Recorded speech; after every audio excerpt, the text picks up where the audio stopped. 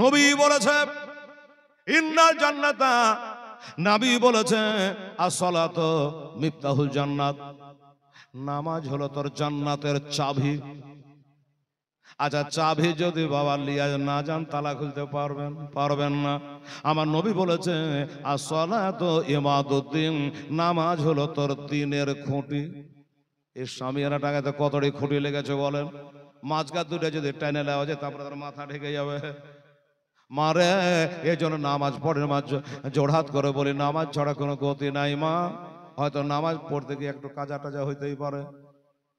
আমাদের ওখানে একজনের মোটর সাইকেল কিনবে না, আর বেটা কিনবে আর বাপ কিনবে না। কেন কিনবে না? ভাড়া অ্যাক্সিডেন্ট হচ্ছে তার লেগে। আচ্ছা বাবা, অ্যাক্সিডেন্টে ভয় করলে হবে? গাড়ি চালালে একদিন হইতেই পারে। একজনকে বলছি যে ভাই তুমি নামাজ পড়ো? তো বলছে ভাই আমার জীবনে নামাজ কাজা নেই, জন্মে এখানে আজ অব্দি একদিনও নামাজ কাজা নেই। আশ্চর্য, কোনদিন মসজিদে দেখি না। আর চ্যালেঞ্জ করছে যে একদিনও নামাজ কাজা না, ব্যাপারটা কি? হ্যাঁ তোর একদিনও নামাজ কাজা নাই? বলে হুজুর বুঝলেন না, মানে আমি নামাজ পড়ি না। কাজা কি করে হবে? কোনোদিনই পড়ে না, ও তোর কাজা কি করে হবে? তাহলে যারা পড়ে তাদের কাজা হবে, যারা চালায় গাড়ি তাদের অ্যাক্সিডেন্ট হবে, গাড়ি টেঙ্গা চলে অ্যাক্সিডেন্ট হবে। ওয়ে মায়েরা, নামাজ পড়ে হয়তো সময় কাজা হতে পারে মা। আবার জোহরটা কাজা হয়ে গেছে, তাড়াতাড়ি আসরে আদায় করে নিয়েছি মসজিদে, হতে পারে এরাও কাজা হবে, আদায় করে নিতে হবে। আম্মা যা, আল্লাহর নবী বলে ফাতেমা, ওরে আমার মা নামাজ পড়তে হবে মা, তাই নামাজ পড়ার জন্য তোমাকে একটা জায় নামাজ দিলাম। আর কি দিলেন? দুইটা মাটির ঘোড়া দিলেন। এই যে মাটির ওই প্লাস্টিকের বদনা গালা হয়ে গেছে, বদনাও এখন লাগছে না, এখন তো খালি সাঁ করে ঘুরি যা ট্যাপে উঁচু করে নিছে। হিসাব লাগবে একদিন। একজন বলছে ও দাদা হাত পাতা ধোয়া হলো, এবারে মাথা মশা করবে, ঘাড় মশা করতে, পানিটা বন্ধ করেন না জি, তাই না? এক বদনা পানিতে অজু হয়ে যায়, আর এই ট্যাপ হওয়াতে ক বদনা করে যে পানি উড়াইছে কোনো খবর নাই। ঠিক আছে না? ঘুরিয়ে দিয়ে গল্প চলছে, কষলাইছে। দুইটা মাটির ঘোড়া দিয়েছে অজু করার জন্য, 7.5 কেজি পানি আর একটা চামড়ার মশক দিয়েছেন মাইন ফাতেমাকে। বাবা গো, দুইটা হাতে চুড়ি দিয়েছে, একটা কোহিনূরের হার দিয়েছে গলাতে, একটা ছাগল দিয়েছে ফাতেমাকে মাইন। আর এই যে মা বোনেরা আছে না, বিটিরা, কিছু কিছু বিটি আছে, সব বিটি আবার লাই, কিছু কিছু বিটি আছে 5 ছেলের মা হয়ে গেল, বাবার কাছে আবদার করে, নিজে যখন পারবে না আবদার করতে তখন বেটা বিটি দিয়ে বলবে যে তোর নানাকে বলছো না কালো ছাগলটা দেয়, বলি নানা গো দেওয়া পুষবো, শিখাচ্ছে। আছে না এরকম? খাতুনে জান্নাত বললেন ঠিক আছে আব্বা, কথা দিলেন নামাজ ছাড়বো না, নামাজ ছাড়বো না।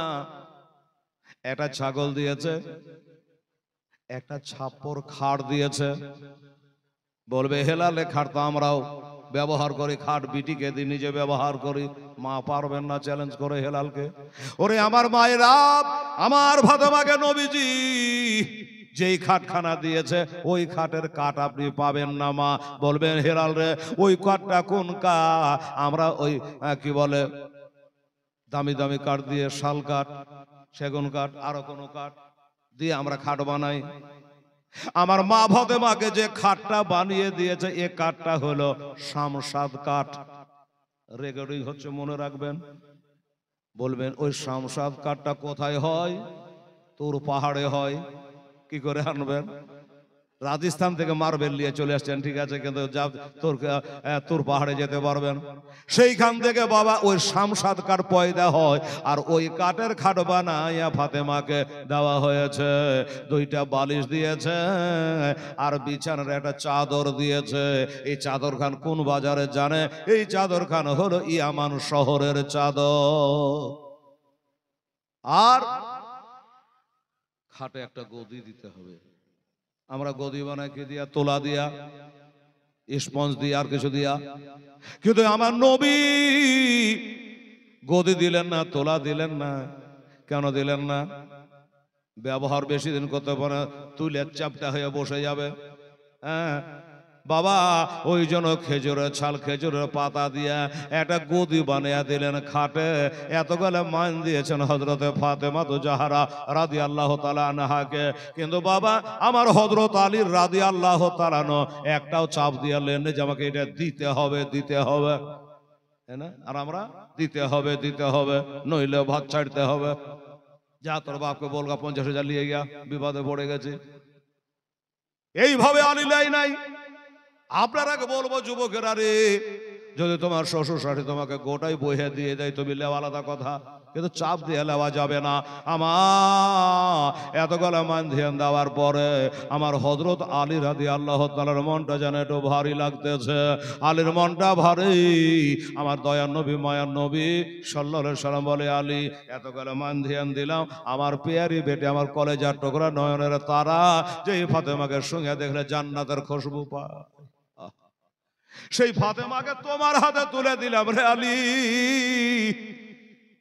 যেই ফাতেমা মাসে মাসে কোনোদিন নাপাক হয় না রে আলী, যেই ফাতেমা কালে হাসরে ৭৭,০০০ হুরির মধ্যে দিয়ে যাবে জান্নাতে, সুবহানাল্লাহ, সেই ফাতেমাকে তোমার হাতে তুলে দিলাম। তারপরে কেন তোমার মনটা ভারী? ব্যাপারটা কি বলো? আরো কিছু লাগবে? বলে না। কম হইলে দেওয়া? বলে না। কি জন্য তাহলে মনটা ভারী? বলে হুজুর আপনি তো জানেন আমার বাড়ি নাই, ঘর নাই, যেখান করে রাত হয় ওখান করে কায়ত হয়, রাত পার হয়ে যায়। হুজুর এখন যে আমার বিয়ে হলো, একটা ঘরের প্রয়োজন, আমার যে ঘর বাড়ি নাই, আমি কি করে ফাতেমাকে নিয়ে বাসর করব? কোন জায়গাতে বাসর করব? গাছতলায় তো বাসর করা যাবে না, রাস্তার ধারে ফাঁকা জায়গা তো বাসর হবে না।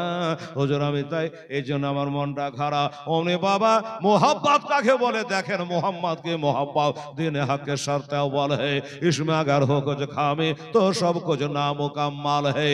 ওইখানে হারসাবি নোমান রাদিয়াল্লাহু তাআলা আনহু একজন আশেক সাহাবী বসেছিল বাবা, আর ওই সাহাবী ওমনি লাফিয়ে উঠে বলে, আল্লাহর ওলি, ও মারিফাতের ভান্ডার, মন খারাপ করতে হবে না, এলাও চাবিটা নিয়ে নাও, আমার 1,00,000 টাকা দামের ঘর খানা আমি তোমারে আজকে দান করে দিলাম। আমার আল্লাহ তাআলা ইরশাদ করে, আল্লাহ তাআলা ইরশাদ করে পবিত্র কোরআনে, ওলিদের ডর নাই দোনো জাহানে, দোনো জাহানে।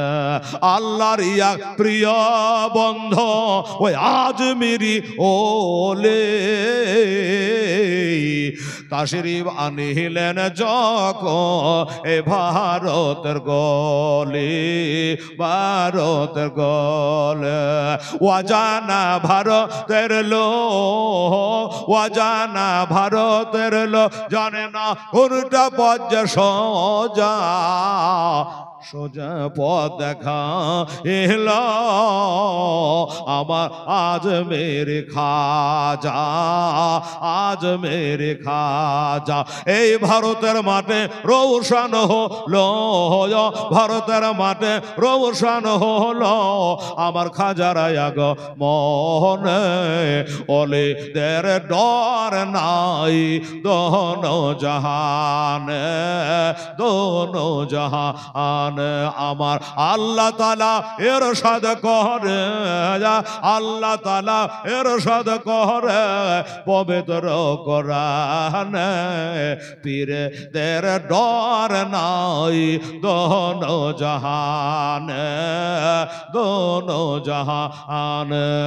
আল্লাহুম্মা সাল্লি আলা সাইয়্যিদিনা মাওলানা মুহাম্মাদ ওয়ালা দেনা মাওলানা মুহাম্মদ সাল্লাল্লাহু। বাবা এবার কাজ হয়ে গেল।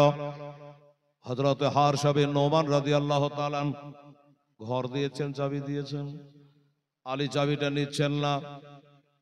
কেন নিচ্ছে না বাবা? যে ভাই শোনো, একটা রাত মানুষের বাসর রাত হয়, বারবার তো হয় না। একটা রাতে বাসর রাত হবে ফাতেমার সাথে, আর সকালবেলা তুমি যদি চাবিটা আমার কাছ থেকে নিয়ে নাও, তখন আমি আবার ফাতেমাকে নিয়ে নগরে নগরে ডগরে ডগরে কোথায় বেড়াবো গো ভাই, অতএব চাবি লাগবে না। উনি বলে, আলী গো, কেমন করে তুমি ভাবতে পারলে যেখান করে আল্লাহর ওলি হযরত আলীর পদধূলি পড়ে যায়, আল্লাহর ওলির পদধূলি পড়ে যায়, যেখান করে মা ফাতেমার পায়ে ধুলা পড়ে যায়, যেখান করে নবীর জামাই বেটির বাসর হয়ে যায়, ওই ঘরখানা আমার জীবনে আর ব্যবহার করা চলবে না। আমার বেটা বহুকে দেব না, আমি নিজেও ব্যবহার করব না। কি করে ভাবতে পারলে যে আমি কাল আবার চাবি নিয়ে নেবো? না, আমার চাবির দরকার না, একদম জড় ঘরে দিয়ে দিলাম, ফয়সালা করে নেওয়া ভালো, হয়ে গেল কথা। বাবা এবার ওই বাসরে যাচ্ছে, স্বামী চলে আগে আগে, ফাতেমা চলে পিছে পিছে, আর রাস্তার ধারে বাবা একটা বয়স্কা বৃদ্ধ বা একটা বয়স্কা মহিলা বাবা পড়ে পড়ে কান্দে গো। কি বলে কাঁদছে জানেন? আমার মা ফাতেমার মা খাদিজার নামটা নিয়ে জানে, শুধু কাঁদছে বসে বসে। ফাতেমা থমকে দাঁড়িয়ে গেল, স্বামী গো, বাসরে তো ঢুকবো, এতদিন চাচা বলে ডাকলাম, খোদার হুকুমে তোমার সঙ্গে আমার বিয়ে হয়েছে, বাসর করতে হবে, ঠিক আছে বাসর যাবো গো। কিন্তু ওই বৃদ্ধা মহিলাটা, আমার মা মারা গেছে অনেক দিন আগে, 7 বছর বয়সে, 12 বছর 13 বছর হলো মাকে হারা। আমার ওই মরা মার নাম নিয়ে কেন মেয়েটা কাঁদছে, একটু আমাকে জানতে হবে গো। আমি না জানলে ফাতেমা বাসরে ঢুকিব।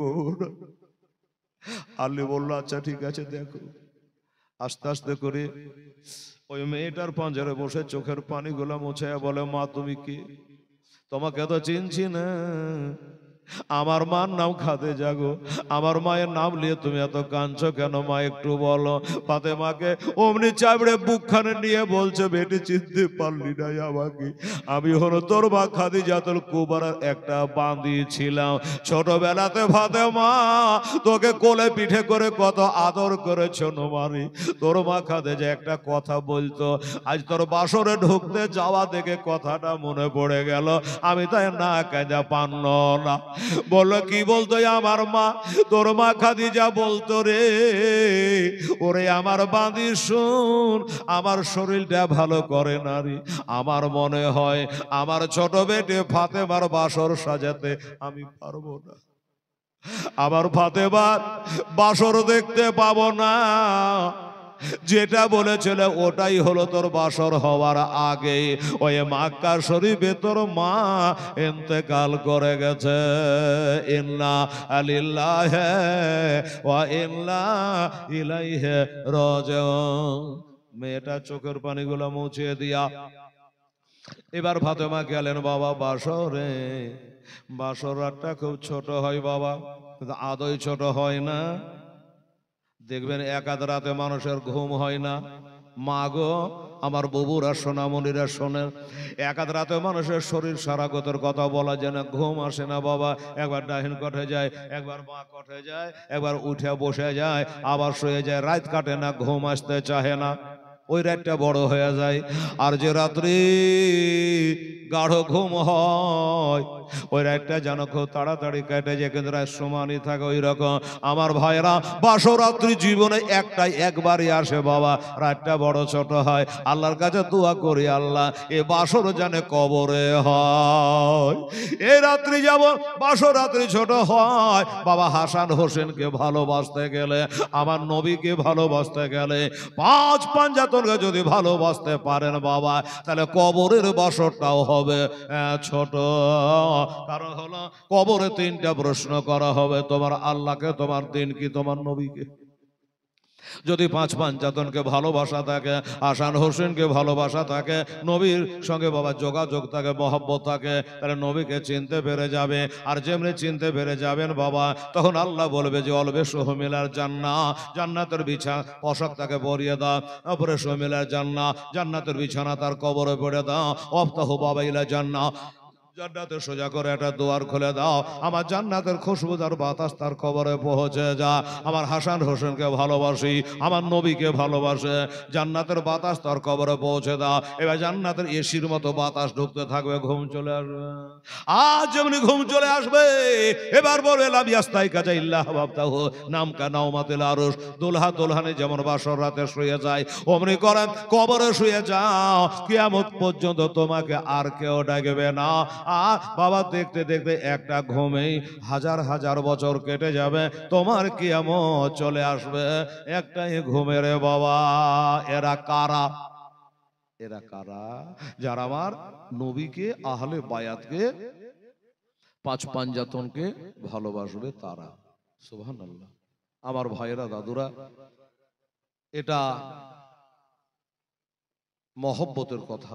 যাই হোক, রাত তো গেল, সকালবেলা তো আমার নবী পাক সাহেবে লাউলাক একবার দুবার করে জামাই বিটির ঘরে যাচ্ছে, বাড়ি যাচ্ছে। এখন জামাই বিটি কি অবস্থায় আছে? আওয়াজ দিলে ফাতেমা, ও আমার মা। ফাতেমা ধরপড় উঠেছে, স্বামী গো, স্বামী গো, আমার আব্বা আমাকে ছেড়ে থাকতে পারে না গো। একটা দিন আমার আব্বা আমাকে চোখের আড়াল করে না। এই দেখো রাত পড়েছে, আব্বা চলে এসছে, একটু উঠো, তাড়াতাড়ি করে চলো। দরজা খুলে স্বামী স্ত্রী বার হয়ে আসলো, সালাম করলো। আব্বা কি বলে? ফাতেমা, একটা লোটাতে করে একটু পানি লিয়াই রে মা। লোটাই করে একটু পানি নেই। ফাতেমা দৌড়াইলো, এক লোটা পানি নিয়ে আসলো। বাবা এক লোটা পানি এনে দিল। নবী লোটার পানিতে হাত দুটা চুবড়ে দিয়েছে, দিয়ে বাবা একটু পানি নিয়ে ফাতেমার সিনাতে ছিটিয়ে দিয়েছে। আমার জামাই কই? আলীকে ডাকো। আলীকে ডাকা হলো, আলীর সিনাতে একটু পানি বাবা ছিটাইয়া দেওয়া হলো। বাবা রে, ছিটাইয়া দিয়া জামাই বেটে যেন সুখের সংসারের জন্য এবার দোয়া করে দিয়ে নবীজি আমার চলে গেলে, আর ফাতেমার সংসার বাবা চালু হয়ে গেল। ফাতেমার সংসার চালু হলো, বাবা আমারও সংসার করে রে বাবা। আহারে, কিন্তু ফাতেমার সংসারে কোনোদিন ঝগড়া হয় নাই। ফাতেমা সংসার চালু হলো, আর এই ফাতেমার গর্ভে প্রথম যে সন্তানটা এলো, এটাই হলো বাবা ইমাম হাসান রাদিয়াল্লাহু তাআলা আনহু। ইমাম হাসান রমজান মাসের 15 তারিখে, তারিখগুলো মনে রাখবে, রমজান মাসের 15 তারিখে তেসরা হিজরিতে সোনার মদিনায় মা ফাতেমার পেটে থেকে যে প্রথম সন্তান হয়, এটাই হলো ইমাম হাসান রাদিয়াল্লাহু তাআলা আনহু। আমার নবী বলে, আলী তোমার এই ছেলের নাম রাখো। বলে হুজুর আমি লয়, আপনি রাখেন, আমার বেটা আপনার নাতি, আদরের নাতি, প্রথম সন্তান। হুজুর আপনি নামটা রাখেন। আমার নবী বলল, দাঁড়াও, তোমার ছেলে না, তুমিও রাখবে না, আমার বেটিও রাখবে না, আমিও রাখবো না। তোমার বেটার নাম রাখবে আমার আল্লাহ রাব্বুল আলামিন। আমার বেটা নাম রাখবে, তোমার বেটার নাম রাখবে আমার আল্লাহ রাব্বুল আলামিন। ভালো। এবার জিবরাইল ফেরেশতা চলে আসলো বাবা। এবার জিবরাইল আলাইহিস সালাম আসার পরে বলল, নবী গো, আপনার এই নাতির নাম কি রাখবেন জানেন? বলল কি? বলে মুসা নবীর একটা ভাই ছিল হারুন পাইগাম্বার, ওই হারুন পাইগাম্বারের বেটার নাম হলো সাব্বার ও সাব্বি। তা আপনার নাতিদের নাম রাখবেন ওই সাব্বার ও সাব্বি। এটা হলো ইব্রু ভাষা, এটা আরবি হলো হাসান আর হোসাইন। হাসান গেল জহর খেয়ে, হোসেন শহীদ কারবালায়, আরে জয়নুল আবেদে বন্দে হলো বাবা, জয়নুল আবেদে বন্দে হলো এজিদের জেলখানা। আল্লাহুম্মা সাল্লি আলা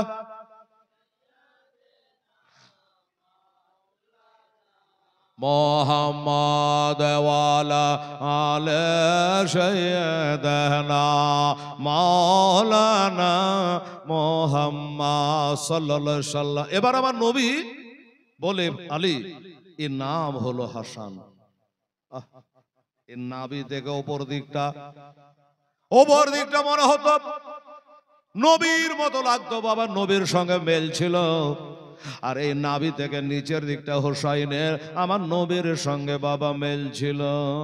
যাই হোক, তারপরের বছর শাবান চাঁদের 5 তারিখে সাবান চাঁদে যে হালুয়া রুটি খান না বাবা, ওই সাবান চাঁদ, ওই সাবান চাঁদের ৫ তারিখে মা ফাতেমার আর একটা বেটা হলো।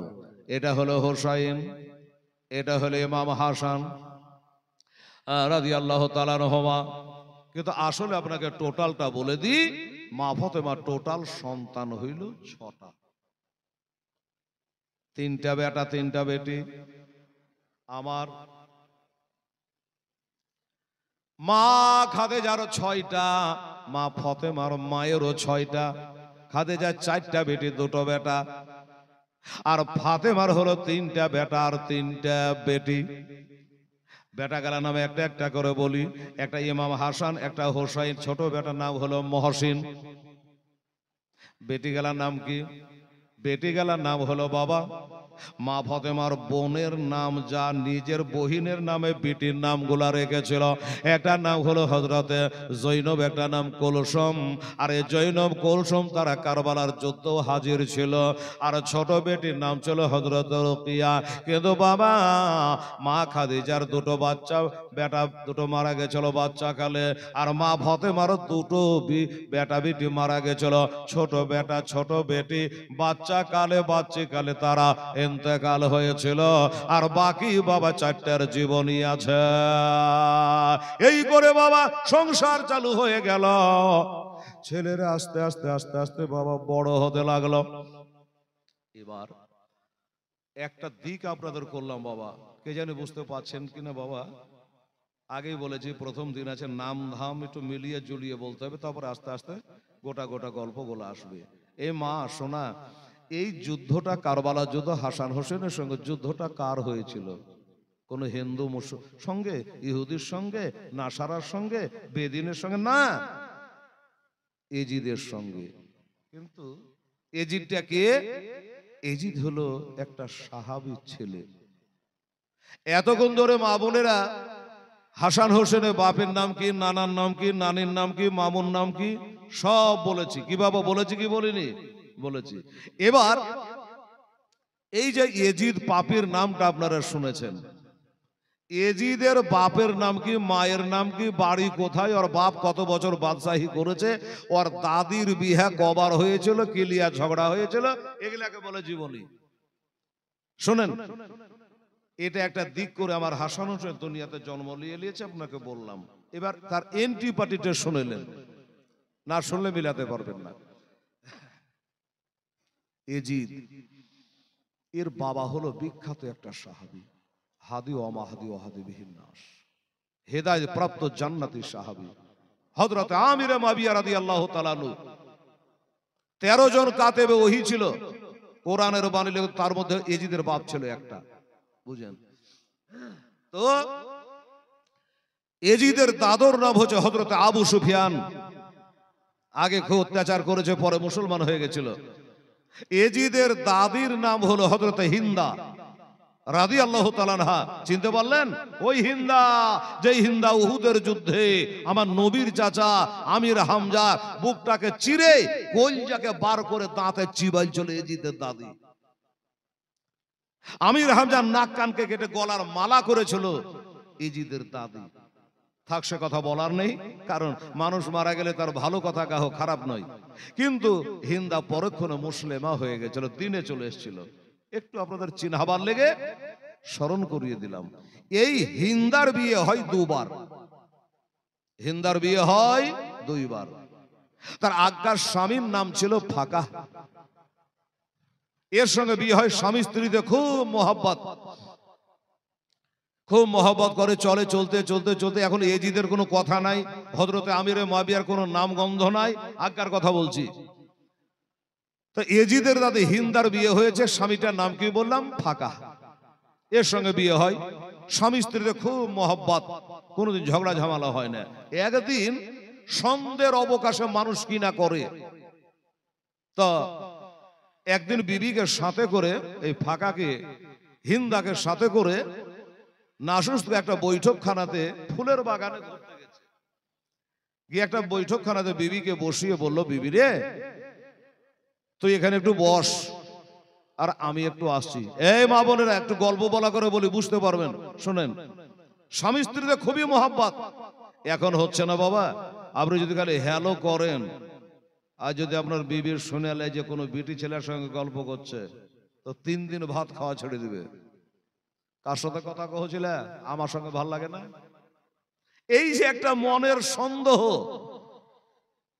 তো হিন্দাকে বসিয়ে রেখে তার স্বামী বলে, আমি একটু বাথরুম থেকে আসি, তুমি একটু বসো।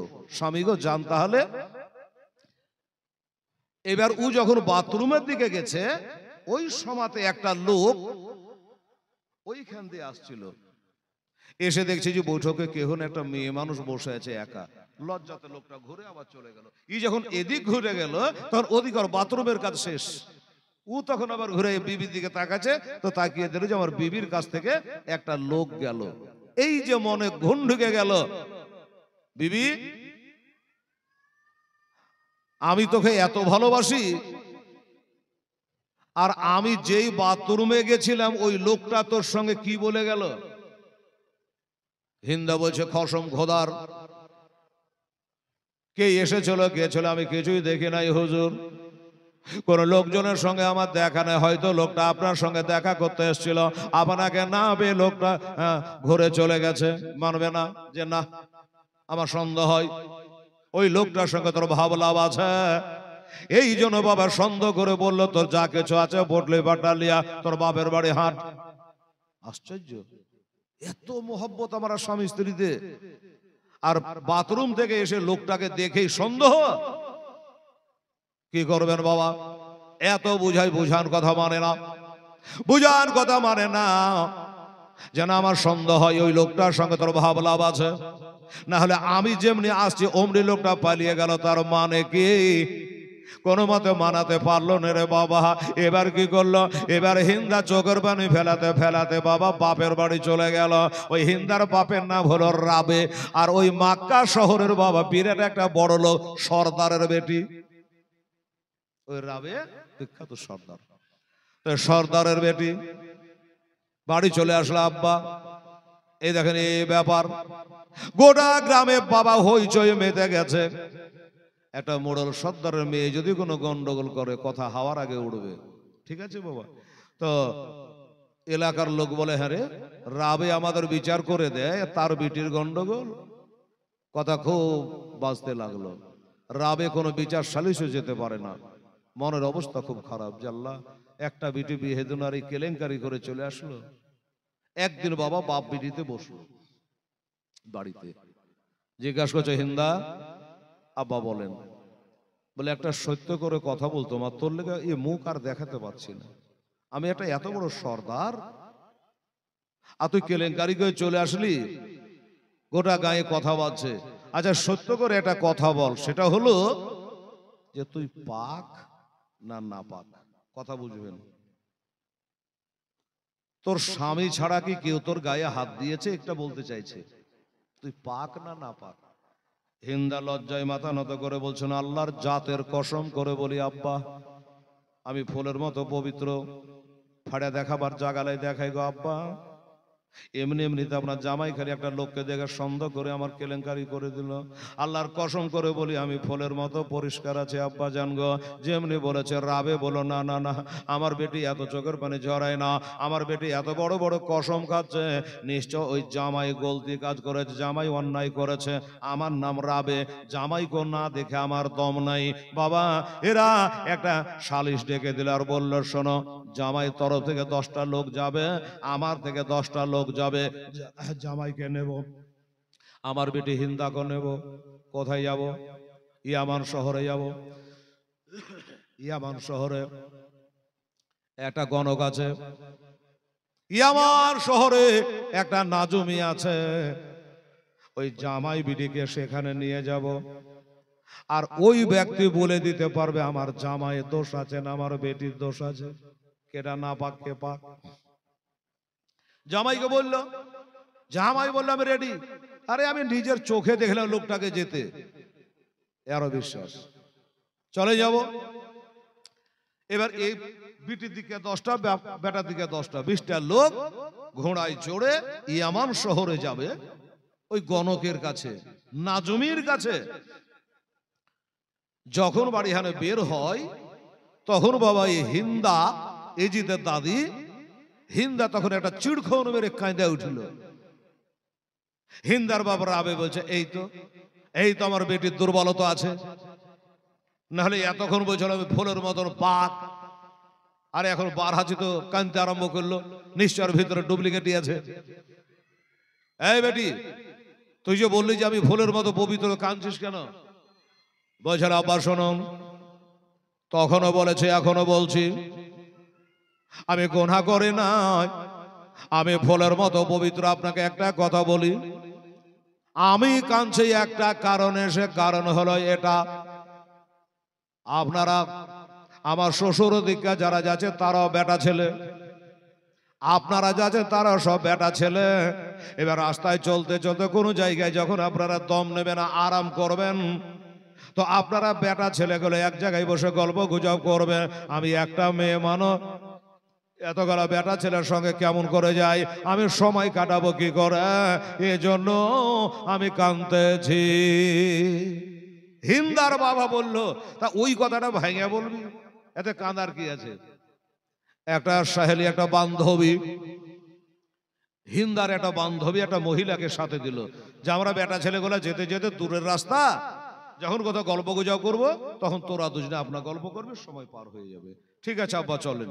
এই চলতে লাগলো, চলে যায় চলে যায় চলে যায় চলে যায়, যেতে যেতে যেতে আর অল্প দূর, 2-4 মাইল গেলেই গণকের বাড়ি পৌঁছে যাবে, কে সত্য কে মিথ্যা ফয়সালা হয়ে যাবে। এই তো ব্যাপার। হঠাৎ করে বাবা হিন্দা যেন আর একবার চেড়খান মেরে কেঁদে উঠল। হিন্দা যখন চেড়খান মেরে কেঁদে উঠেছে, হিন্দার বাবার রাবের সর্দার বলছে, কি ব্যাপার বেটি?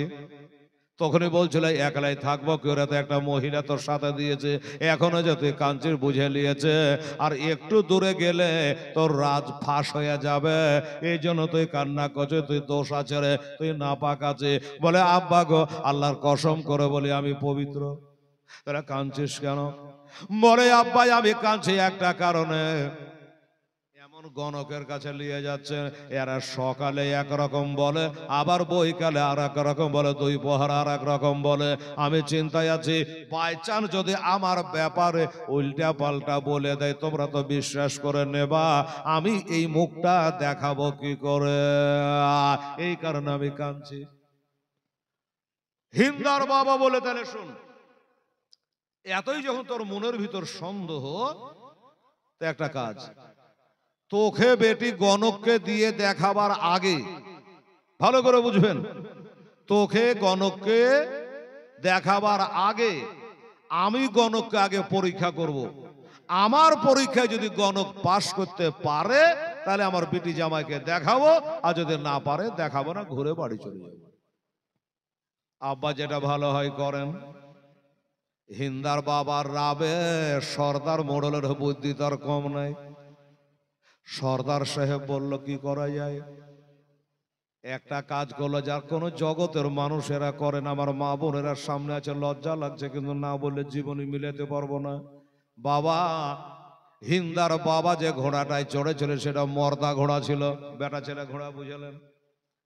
ওই ঘোড়ার কানে কানে জানে কি বলে, ঘোড়া গরম হয়ে গেল। কি বলে যে বলি, বোঝাতে পারছি না রে ভাই। ওই ঘোড়ার বাবা লিঙ্গের ছিদ্রে একটা গমের দানা আটকে সেলাই করে দিল। পৃথিবীতে যা করে না, বেটিকে পরীক্ষা করাবার আগে পরীক্ষা করাবো, তাই এই কাজটা করলো।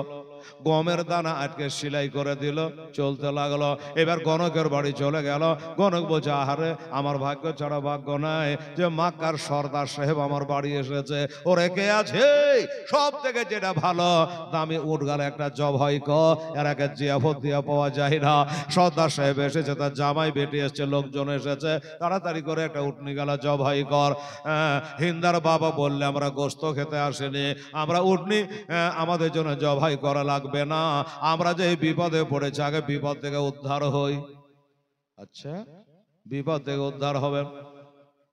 হ্যাঁ এই জন্য এসেছেন বলে হ্যাঁ লাইন করে সব বসে গেল বলল আচ্ছা হুজুর আপনি যে বিপদে পড়েছেন আপনার বেটি জামাইকে নিয়ে এসছেন বলে হ্যাঁ তো হুজুর ওই গণকটা বলছে আপনার বিটির ব্যাপারে আগে বলবো না রাস্তাতে আসতে আসতে ঘোড়ার সঙ্গে যে কাজটা করেছেন ওটা আগে বলবো মাথায় হাত সর্বনাশ করেছে আমি যে রাস্তাতে ঘোড়ার সাথে যে কাজটা করেছি ওই গমের দানা আটকেছে এটা আমি জানি আমার খোদা জানে আর ঘোড়া জানে আমার বেটি জানে না জামাই জানে না পৃথিবীর কেউ জানে না তাহলে এই কথাটা গণক জানলো কি করে এই গণক জানলো কি করে নাজুবি জানলো কি করে আর আমার বিটি বলছে এরা নাকি মিথ্যা কথা বলে মিথ্যা যদি বলে তাহলে আমার ব্যাপারটা বলে দিল কি করে বিশ্বাস হয়ে গেল বাবা এবার বিশ্বাস হয়ে যাওয়ার পরে এবার লাইন করে বসে গেল কিছু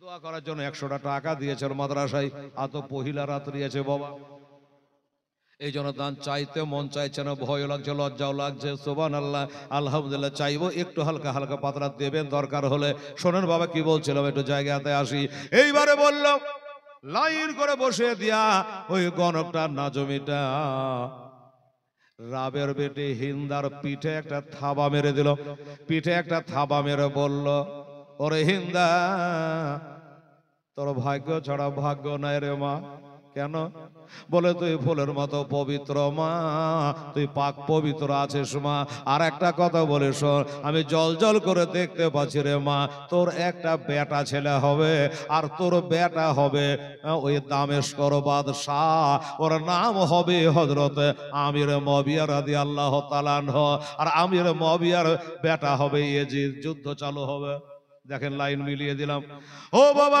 যেমনি বলেছে তোর কোনো অন্যায় নাই তোর কোনো দোষ নাই তুই হলে ফুলের মতো পবিত্র আর তোর পেটে থেকে একটা বাদশা পয়দা হবে তো হিন্দার বাপ তো খুশির সীমা নাই যাক আমার বেটি ভালো আছে কিন্তু হিন্দার যে স্বামী আজ্ঞা ছিল যে সন্দেহ করেছিল ই দেখলে যে মন রে আমার তো তাহলে ভুলই হচ্ছে আর আমার বিবি যদি কি বলে বেটার বাদশার মা হয় তাহলে একে ফুসলা বাসলা ধরে বেঁধে বাড়ি নিয়ে গেলে তাহলে বাচ্চারা থামা বেরাদারান ইসলাম এবার বলল এই বিবিকে যদি নিয়ে যেতে পারি আমিও তাহলে বাদশার বাবা হব কে বাদশার বাবা হতে চায় না বলুন হিন্দাকে এসে বললো বিবি যা হবার হয়েছে আমার ভুল হয়েছে চল বাড়ি চল সন্দেহ করেছিলাম করেছিলাম ঝেকটা মেরে হাতকে টেনে নিয়ে বিটি ছেলের রাগ জানেন তো যদি রাগ চড়ে যায় আর এক গ্লাস পানি যদি চান তো এমন ঝেকটা মারে আধ গ্লাস ওখানেই পড়ে যাবে খা নিহি খাস না ভাতের থালি এদিকে মুখ করে ঠেলা মেরে যদি রাগ উঠে যায় এই বাবা আমার মা বোনেরা রে যে একটা মেরে হাতকে টেনে নিয়ে বোঝে তুই একটা মিথ্যাবাদী নিজের বিবিকে ভালোবাসিস না বিবিকে যে সন্দেহ করে শো এই গণকের কথা যদি সত্য হয় আমি যদি বাদশার মা হই আমার পেটে যদি বাদশা পয়দা হয় তো তোর মতো সন্দেহ জানো তোর মতো মিথ্যাবাদীর স্বরূপ থেকে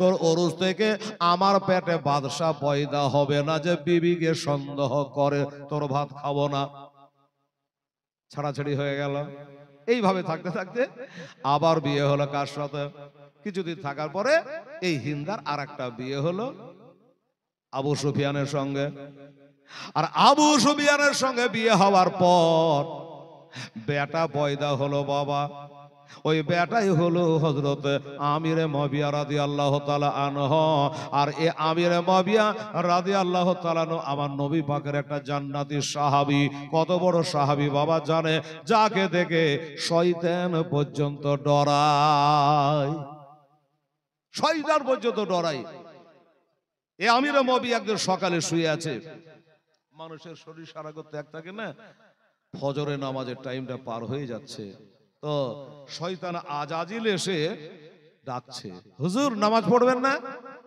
আচ্ছা শয়তান তো আর হাত বলিয়া ঘুম পাড়াই কিন্তু শয়তান ডাকছে হুজুর নামাজ পড়বেন না বেলা হয়ে গেল হুজুর ফসা হয়ে গেল হুজুর চট করে উঠেছে আরে এই তুই কে রে আমাকে নামাজ পড়তে ডাকছিস? বলো হুজুর মিথ্যা কথা তো জীবনে বহুত বলেছি, আজকে বলবো না, আমি হচ্ছে আজাজিল শয়তান। আচ্ছা আজাজিল শয়তান তো নামাজ পড়তে ডাকে না, তোর মতলবটা কি? বলে হুজুর মতলব হইল এর আগে একদিন আপনার এমনি হয়েছিল, তা আপনি একটু উহু শব্দ করেছিলেন, তো 2 এর বদলে 200 রাকাতের নেকি আল্লাহ আপনাকে দিয়ে দিয়েছিল, তা আমি দেখছি আজকে ডেকে দিই। আজকে যদি আবার কোন রকম কাজা হয়ে যায় আর উহু শব্দ করে দেয় তো 200 রাকাতের নেকি পেয়ে যাবেন, আর ডাকে দিলে পরে পড়বে তো 2 রাকাতেরই পাবেন। কত বদমাশ শয়তান দেখেন। হ্যাঁ, লা হাওলা ওয়ালা কুওয়াতা ইল্লা বিল্লাহ, শয়তান পালিয়ে গেল। বাবা এই হযরতে আমির মুআবিয়া রাদিয়াল্লাহু তাআলা আনহু 20 বছর ধরে দামেস্ক শহরে তিনি বাবা বাদশাহী করেছে, 20 বছর ধরে বাদশাহী তিনি করেছেন। বাবা ভালো মানুষ না হলে 20 বছর ধরে বাদশাহী করতে পারে, কিন্তু বাবা গো এই বাদশাহীটা আমার ইমাম হাসান রাদিয়াল্লাহু তাআলা আনহু 3টা শর্তের উপরে ওনাকে দিয়েছিল। হযরত আলী কুফা শহরের রাজধানী ছিল, ওইখানে যখন শহীদ হয়ে গেল ফজরের টাইমে, তো হযরতে ইমাম হাসান রাদিয়াল্লাহু তাআলা 40 দিনের জন্য গদিতে বসলো, কিন্তু বাচ্চা ছেলে। বাবা অল্প বয়স হযরতে আমিরে মুআবিয়া আসলো, আর তাকে 3টা কথার উপরে 3টা শর্ত করে ওই গদিতে ইমাম হাসান বসিয়েছিল। বাবা কি কি 3টা শর্ত শুনলেন বাবা? 1 নম্বর শর্ত হলো, শোনো গো আপনি আমিরে মুআবিয়া, আপনি ইন্তেকাল করে যাওয়ার পরে এই গদিতে আমি বসবো। নাম্বার 2, আপনি আমার কিছু দেনা হয়ে গেছে বাবাকে শহীদ হয়ে যাওয়ার পরে, তাই আমাদের দেনাগুলাকে শোধ করে দেওয়া লাগবে। আর একটা কথা, আমার আব্বাকে যারা শহীদ করে দিয়েছে তাদের আর মুআখাজা করা যাবে না, তাদের ধরপাকড়াও করা যাবে না।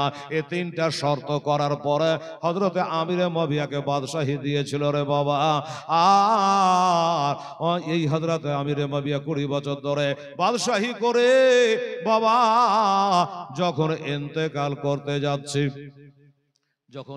করতে যাচ্ছে, তো এজিদ জিজ্ঞাসা করেছিল, শুনুন আপনাদের কেতাবের সঙ্গে আমাদের কেতাবের মেল হবে না।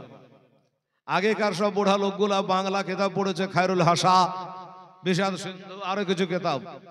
ওই কেতাবে লিখেছে যে একদিন হযরত আমার নবী পাকে চোখ দিয়ে ঝরঝর করে পানি ঝরছে। সাহাবারা বলে হুজুর কাঁদছেন কেন? তো বলে আর বলো না, এই মাত্র জিবরাইল এসেছিল, আমাকে বলে গেল তোমরা যারা বসে আছো তোমাদের মধ্যেই আমার এমন একজন সাহাবী আছে যে যার বেটা আমার বংশকে ধ্বংস করবে। আল্লাহ, তাই নাকি হুজুর? বলে হ্যাঁ। তা হুজুর এই আমাদের মধ্যে সে সাহাবীটা কে, নাম বলেন তো? নবী আর নাম বলছেন না, কিভাবে লিখেছে দেখেন, নাম বলছে না। বলে হুজুর দেখেন, আপনি যদি আমাদের নাম না বলেন, আমরাও আপনাকে কথা দিলাম আপনার সামনে, আজ থেকে আমরা বিবির বিছানে আর যাব না, আমরা বিবির বিছানে যাব না, আর এজিদকে আসতে দিব না, এই প্রতিজ্ঞা করলো সব। তখন দেখলো আমার নবী যে না, একটা সাহাবীর লেগে এতগুলা সাহাবীর বিবির স্বামী থেকে আলাদা থাকবে। নামটা বলে দিল, মীর মোশাররফ হোসেন, এমন করে লিখেছে। এবার কি হলো? বলে তিনি হলেন আমার হযরতে আমিরে মুআবিয়া রাদিয়াল্লাহু তাআলা আনহু। আমিরে মুআবিয়া বললে হুজুর আমার নাম যখন বলেছে ভালো, আমি হুজুর এখনো বিয়ে করিনি, আর আমি কথা দিলাম আর বিয়ে শাদী করব না, আর ইজিদকে আসতেও দেব না।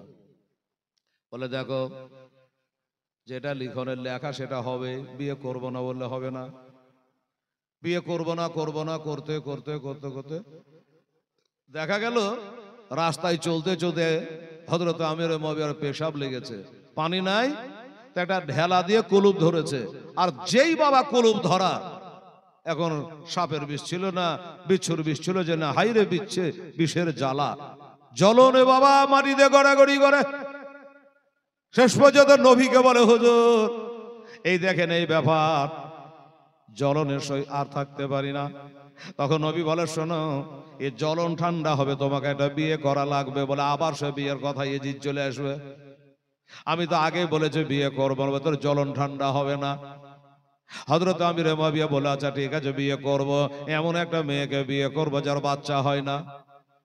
তাও নিয়তটা কত ভালো, দেখেন কথাগুলা, আমি বিয়ে করব, এমন একটা মেয়েকে বিয়ে করবো যার বাচ্চা হবে না, এজিদও আসতে পারবে না। এটা তার নিয়া এই বাবা করতে করতে একটা বয়স্কা একটা বৃদ্ধা বুড়িকে বিয়ে করলো।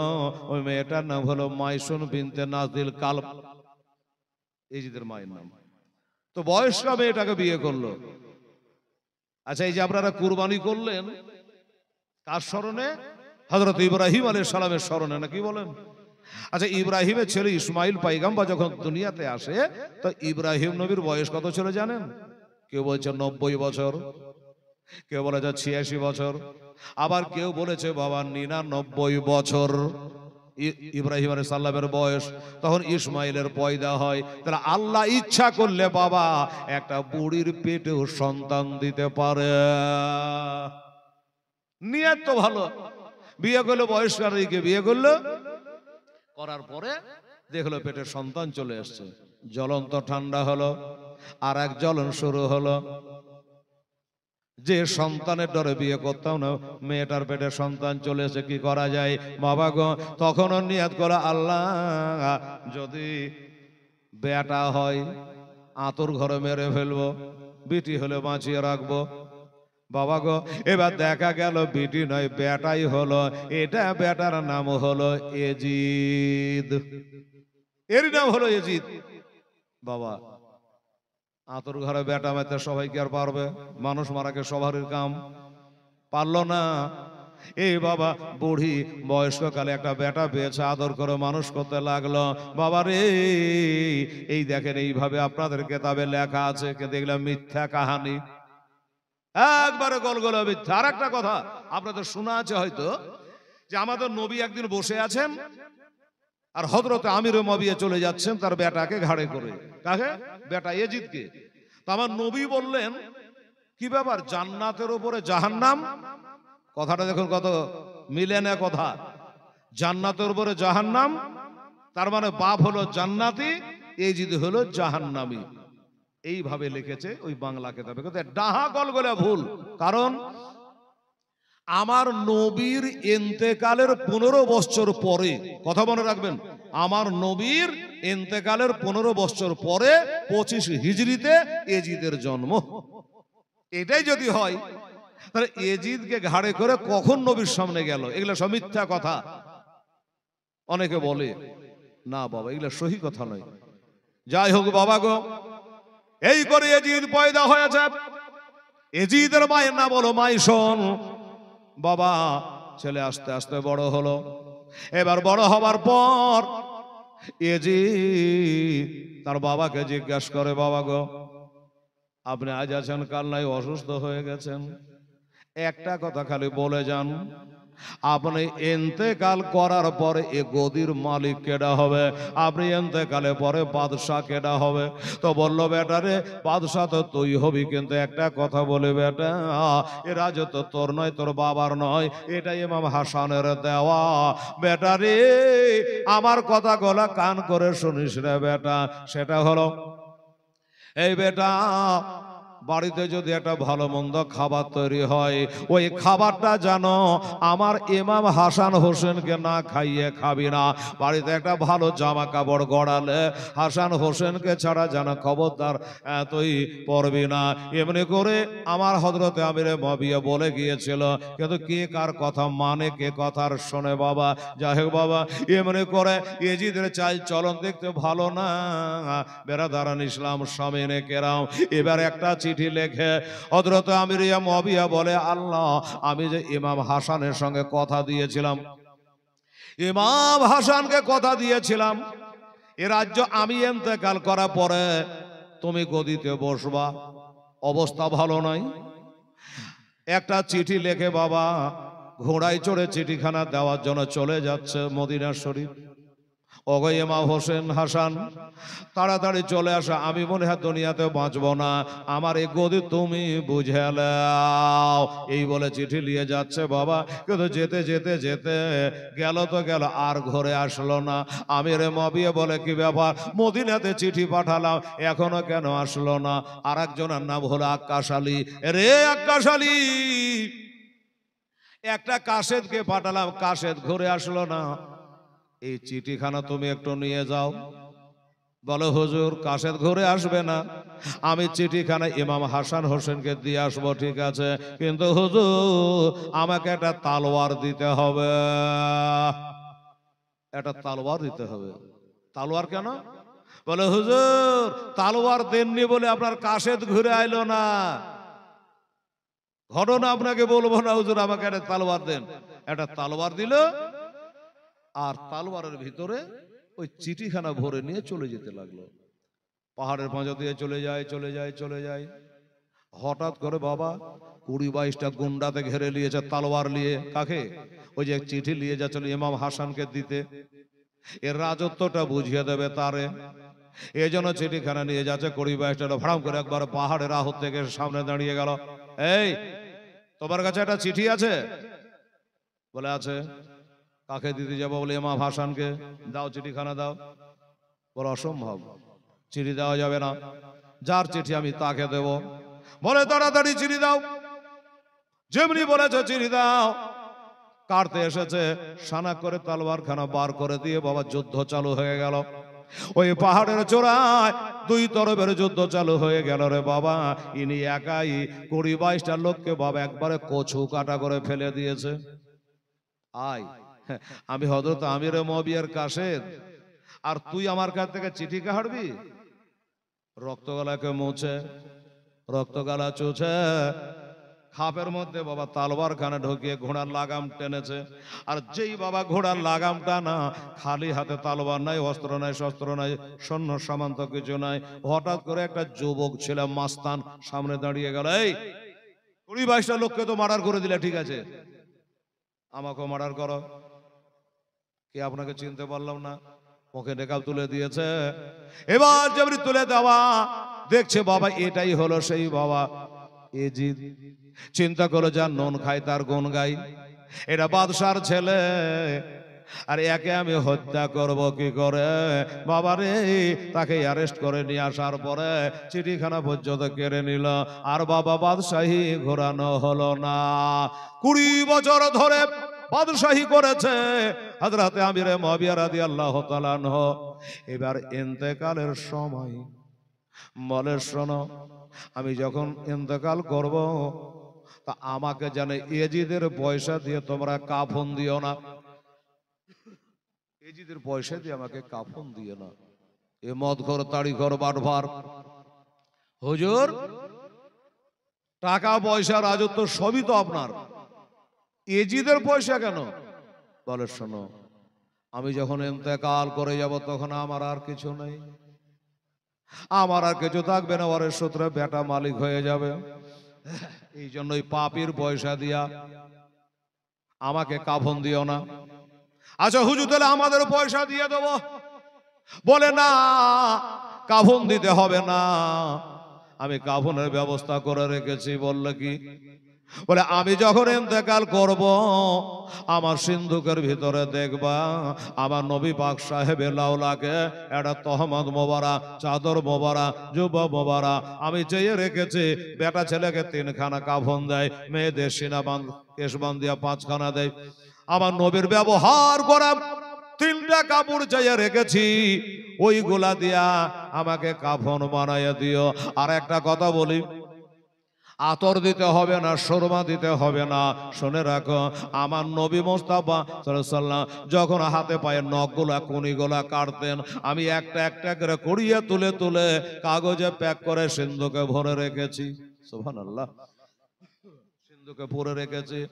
আমার সিজদার জায়গাতে যেমন তোমরা করব ছিটিয়ে দাও, আমার করব ছিটাবার দরকার নাই। আমার নবী পাকের হাতে পায়ে নখগুলা কর্পূর মতন ছিটাইয়া দিয়া আমাকে কবরে রহমান রাহিমের নাম লইয়া আমাকে ওই কবরের মধ্যে রেখে দিও। এই কথা বলে 20 বছর ধরে বাবা বাদশাহী করলো।